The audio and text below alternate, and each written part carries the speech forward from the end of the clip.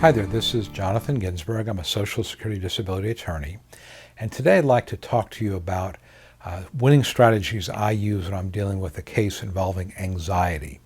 And obviously anxiety and depression, sometimes bipolar go hand in hand, but sometimes you'll have a situation where your doctor has diagnosed you with anxiety disorder. Perhaps you're having panic attacks, difficulty, even PTSD can be part of this, where you've got to argue that you cannot work anymore, you're not able to be a reliable employee because of anxiety disorder. And here's how I approach that. Basically, there are two ways you can win an anxiety case. One is you can argue that you meet a listing, and the listing is 12.06. Or the second way is you can argue that your functional capacity for work has been so reduced by your symptoms and perhaps medication side effects that you would not be a reliable employee. The grid rules are not going to apply to an anxiety-only case because the grid rules basically focus on physical limitations. So you've got to have a physical problem to meet the grid rules. Now, if you have a physical issue along with anxiety disorder, you could bring the grid rules in and you could argue that your anxiety makes your physical capacity even more reduced. But if you're purely anxiety, if there's no physical issues going on, then you can only use the listing or functional capacity. And basically, both the listing and the functional capacity arguments are somewhat similar. There's not a whole lot of difference. It really, in many cases, just turns on the amount of evidence and the quality of evidence you have.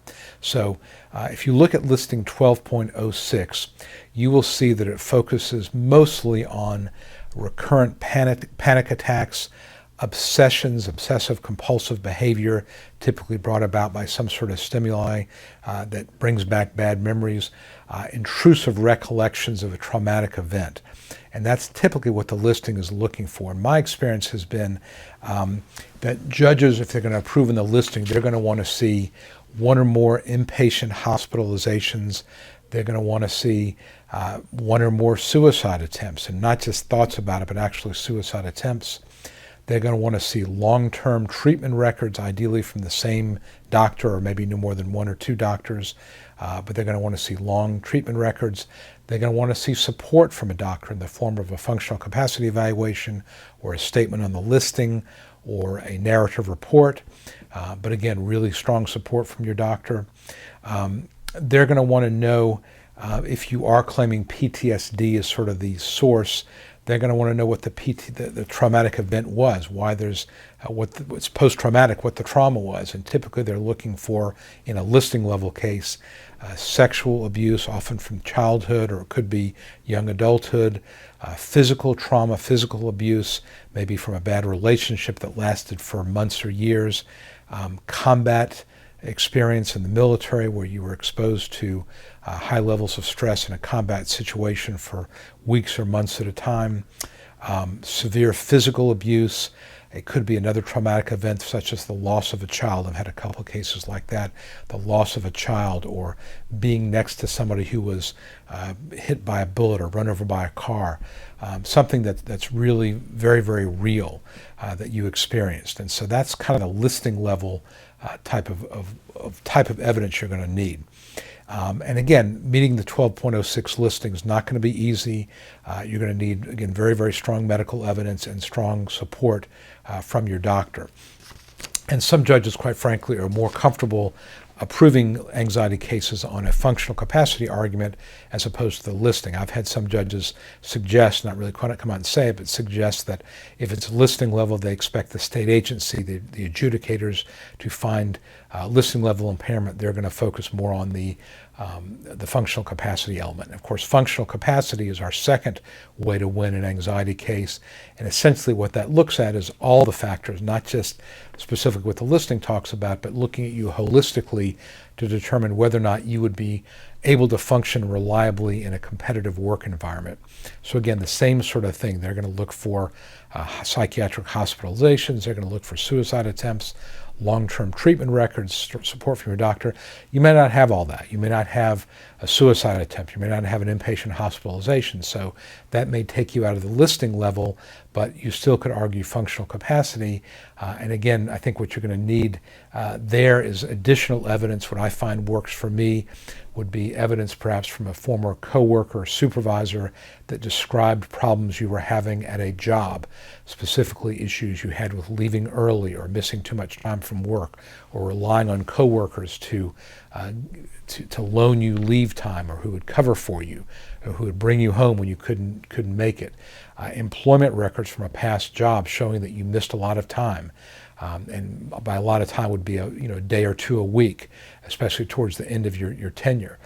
So you can use that type of thing. Again, statements from coworkers and supervisors describing the problems you were having at work, crying spells, or periods where you just were not focused at all and couldn't get the work done. That's especially important from a supervisor.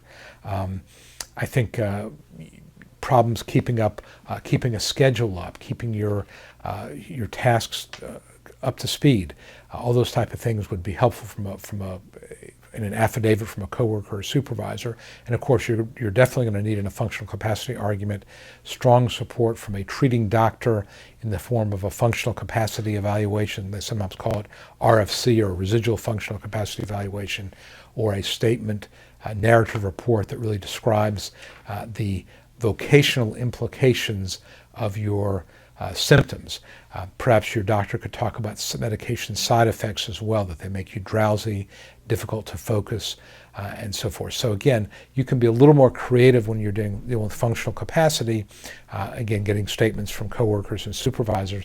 And I don't think it needs to be an either or. I think the more you can build your case by getting all this evidence, third-party statements, maybe even statements from somebody, friend or relative who sees you, who can describe what you're going through, describe what happens in the course of a day, difficulty you may have keeping a routine during the day, cooking dinner, cleaning the house, being reliable, because I think this is really mostly about reliability. And when you have severe anxiety disorder, it can be difficult to be reliable on an ongoing basis. You may have a couple of good days, but then you may have a couple of days where you can't get out of bed, don't bathe, don't take care of basic necessities. So that can be something that a friend or a relative or a coworker could put in an affidavit. And of course, as the attorney, I would help draft that affidavit. I would have to talk to the person, the potential witness, and get statements, and then put it in an affidavit form and use that as an exhibit. So that's really what I do when I'm creating an argument for an anxiety case, because I want all that evidence in the record, so when I pose my hypothetical question to the vocational witness, I can include all those things. And again, the result would be that the vocational witness will testify that there are no jobs if those symptoms are accepted as true. And of course, we want the judge to pose the hypothetical question, so he'll come to that same conclusion. So that's how I focus and create an anxiety disorder argument. Again, these cases can be challenging because there's no real objective test for it, but if you have all your medical evidence, you've got other evidence, supporting evidence, and documentation in the form of work records or test results from a mental health professional, along with strong support from a psychologist or psychiatrist, these cases can be very viable and you can win them. So that's how I approach them.